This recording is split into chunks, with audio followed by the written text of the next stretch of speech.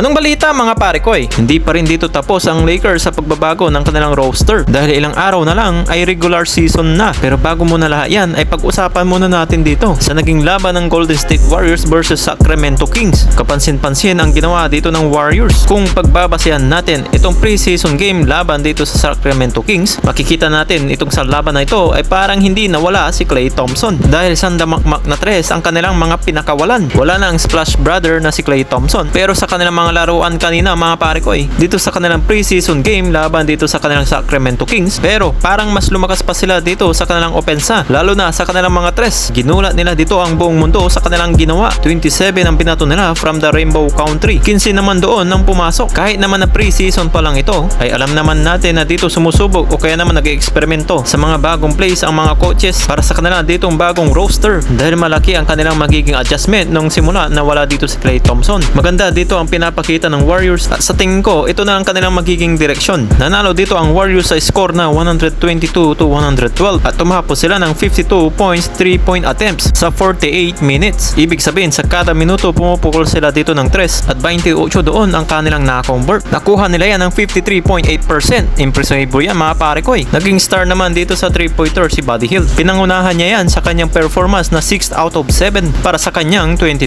points. Mukhang matatawag na nga ito ng splash body ni Stephen Curry. Ang nagawa naman dito ni Steph Curry ay 3 out of 6 sa limitadong minuto. Jonathan Kuminga 4 out of 7. Si Draymond Green ay 2 out of 3. Si Lindy Waters naman ang nag-buzzer beater sa nakaraang preseason game nila ay tumapos din dito ng 3 out of 5 para sa kanyang 9 points. Depensa na lang dito ang kulang ng Golden State Warriors. Dahil kung titignan natin ay puro pa rin sila ditong small ball. Dahil meron pa rin sila dito missing center position. Nabigo silang kunin si Lauri Markkanen ng Utah Jazz. Pero hindi pa rin sila titigil para makahanap dito sa kanilang sentro. Sa usapang opensa naman tayo, napanatili dito ng Warriors ang kanilang mga young talent teams sa pamamagitan ng 3-pointers. At nakita naman natin yan dito sa kanilang preseason game.